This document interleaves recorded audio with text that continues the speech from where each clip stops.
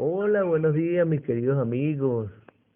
Sean bienvenidos al resumen semanal y en este caso hoy lunes al resumen diario de Ven Sígueme. Este les habla su amigo y hermano Ismael Parra.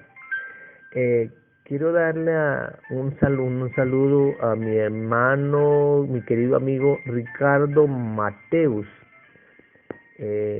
Fue mi presidente de rama en Trujillo, en la rama Trujillo, Estado Trujillo, de la misión Venezuela Maracaibo.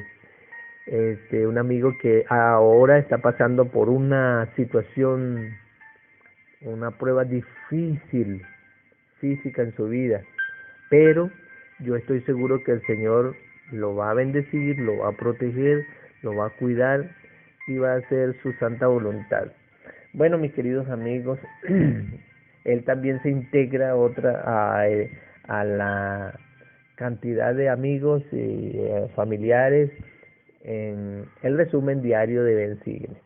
Bueno, mm, vamos ahora a dar un poquito del contexto histórico de lo que sucedió y fíjense, me he dado cuenta que ha sido mucho material que hemos tenido desde 1830 y 1831.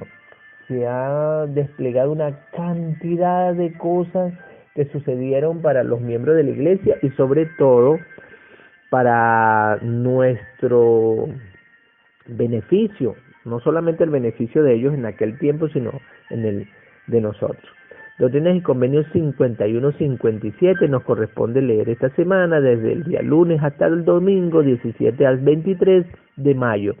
Y el título de esta lección semanal de esta semana dice Mayordomo fiel, justo y sabio. Hoy solamente vamos a hacer un repaso, un resumen acerca de la palabra mayordomo o mayordomía y el significado que tiene. La otra cosa importante que era para darle la información de que nosotros vamos a aprender esta semana un poquito sobre la ley de consagración. Pero siguiendo aquí lo de el sobre la palabra mayordomía. ¿Por qué sucedió esto? ¿Qué aconteció en aquel tiempo? Dice, para la década de 1830, los santos se tenían que congregar, ¿verdad? Y edificar una ciudad llamada Sion.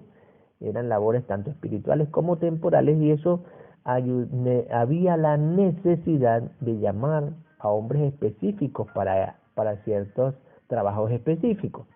El Señor mismo los llamó a través de Doctrina y Convenio, de estas revelaciones, y por eso vamos a desglosar la importancia de que tiene que ver, ¿verdad? Que tuvo que ver para aquellos santos y que tiene que ver para nosotros en este tiempo. Era necesario que alguien eh, imprimiera libros, que alguien comprara terrenos para darle partes por igual a cada uno de los santos y que había también la necesidad de tener una tienda a fin de proveer víveres para aquellas personas que llegaban de Nueva York y toda esta travesía que tenían que hacer estos pobres santos de los últimos días de los primeros tiempos. Fíjense, eh, hay muchas cosas, si bien es cierto que las habilidades de muchos existían en cosas como comprar tiendas y imprimir y administrar, ese era muy valioso en aquel tiempo, pero las revelaciones que ocurrieron en aquel tiempo nos enseñaron algo más profundo con respecto a la mayordomía y a los dones y talentos que nos da el Señor. Muy bien, mis queridos hermanos, para no alargar mucho el asunto, eh, a través de los libros y manuales, porque tengo un muy buen material con el manual de seminario. Pero antes de eso quiero leer de lo que significa la palabra mayordomo en el libro o en el diccionario de la Real Academia. Mayordomo es un criado principal, dice, cuyo cargo está en administrar una mansión. La segunda cosa que dice de un mayordomo es, en ciertas órdenes religiosas, es un administrador. Y la tercera cosa dice que es un miembro de cierta cofradías o cofradías. ¿Qué significa? Que es está en el gremio o asociado profesional religioso.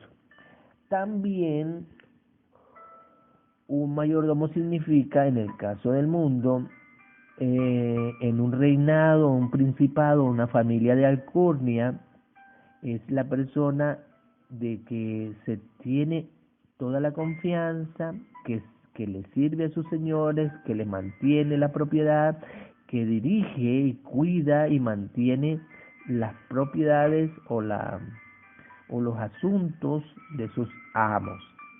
Fíjense, esto es lo que dice con respecto a esto. Cuando fui a la palabra mayordomía o mayordomo en la guía de estudio para las escrituras, que para mí es otra escritura, fíjense cómo me amplió la visión con respecto a lo que, cómo nos ve el Señor a nosotros. No somos unos simples criados como lo ve el mundo, o administradores como lo ve el mundo. No, para el Señor somos otra cosa. Dice en la página 135 de la guía de estudio para las escrituras de la cuádruple lo siguiente: el que vela por los asuntos y la propiedad de otra persona es su mayordomo, y aquello por lo cual vela es su mayordomía.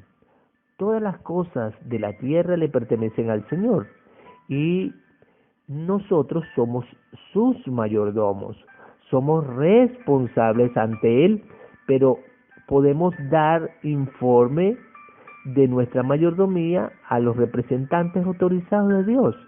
Cuando recibimos cuando recibimos del Señor o de sus siervos autorizados un llamamiento para servir en su iglesia, nuestra mayordomía puede abarcar asuntos tanto espirituales como temporales. Mis queridos hermanos, y quiero, ya después de haber dado el significado de la mayordomo o mayordomía según Dios, quiero, y aquí lo dice en la guía de estudio para la escritura, da muchas escrituras y sería bueno que ustedes las estudiaran para que ampliara su conocimiento con respecto a la palabra mayordomo. Pero quiero detenerme en Mateo 25, 14 al final, porque ahí nos da una amplitud en cuanto a los talentos o responsabilidades que el Señor nos ha dado o llamamientos y qué hacemos con ellos. Pero el Señor mismo nos indicó qué íbamos a hacer con estos talentos. Yo voy a hacer un monólogo porque me gusta mucho. Cuando fui hombre joven, esto fue una de las cosas que pude hacer y me llamó muchísimo la atención, y hasta me pude aprender con respecto a esto y ver las cosas desde otro punto de vista. Entonces, desde el versículo número 13, no voy a decir desde el 14, desde el 13 en adelante voy a leerlos, y voy a hacer como si estuvieran los personajes en esta parte. Es muy interesante y justamente es para terminar este espacio del día de hoy. Dice lo siguiente, Mateo 25, 13 hasta el 13 hasta el casi 40. Bueno, dice lo siguiente: velad pues, porque no sabéis el día ni la hora en que el Hijo del Hombre ha de venir. Porque el reino de los cielos es como un hombre que partiendo lejos llamó a sus siervos y les encomendó sus bienes. A uno le dio 5 talentos, a otro le dio 2 y a otro le dio 1, y a cada uno conforme a su capacidad, y luego se fue lejos. En este versículo yo me detuve porque me llamó la atención cuando dice, y a cada uno le dio conforme a su capacidad. Eso significa que Dios es un Dios de justicia. ¿Por qué? Porque al que no tiene una suficiente capacidad para una responsabilidad mayor, no le da una responsabilidad mayor. El Señor nos enseña de que a cada uno se le da las responsabilidades según la capacidad que tiene, y lo dice el Señor. Qué importante es saber esto, porque esto nos abre un poco sobre qué debemos hacer cuando estamos presidiendo. Muy bien, seguimos el 15. A uno le dio, el 16. Y el que había recibido 5 talentos fue y negoció con ellos y ganó otros 5 talentos. Y asimismo, el que había recibido 2 ganó también otros 2. Pero el que había recibido 1 fue, cavó en la tierra y escondió el dinero de su señor. Después de mucho tiempo volvió el señor a aquellos siervos e hizo cuentas con ellos. Vengan acá, vamos a ver. Y llegando el que había recibido 5 talentos, trajo otros 5 talentos diciendo, oh Señor, 5 talentos me encomendaste, y aquí he ganado otros 5 talentos, aquí están. Y el Señor le dijo, bien, buen siervo fiel, sobre poco has sido fiel, sobre mucho te pondré, entra en el gozo de tu Señor.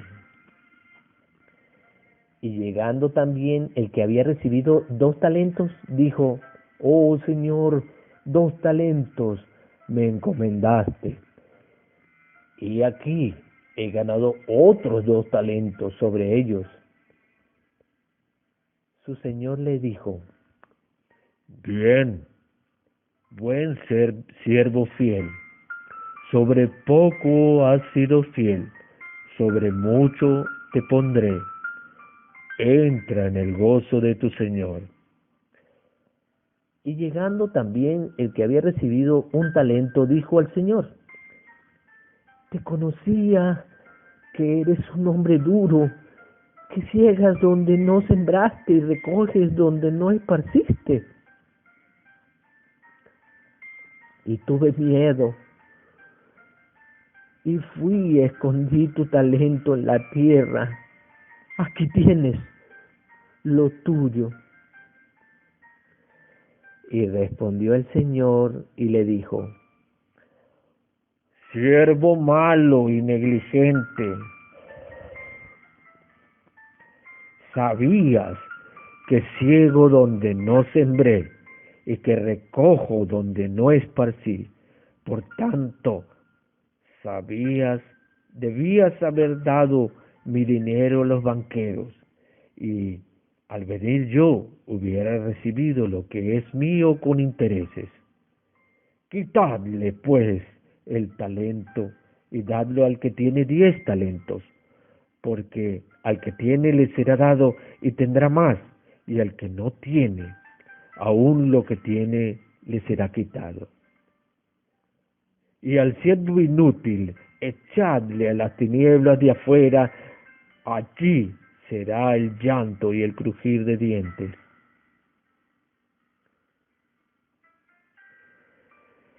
Mis queridos hermanos, cuando yo escuché esto, me detuve por un momento y después seguí leyendo porque me impresionó mucho. Pero dice el Señor más adelante en el 34, dice: entonces el rey dirá a los de su derecha: venid, benditos de mi Padre, heredad el reino de los cielos. Y a su izquierda, a los de su izquierda los apartará. Y fíjense que cuando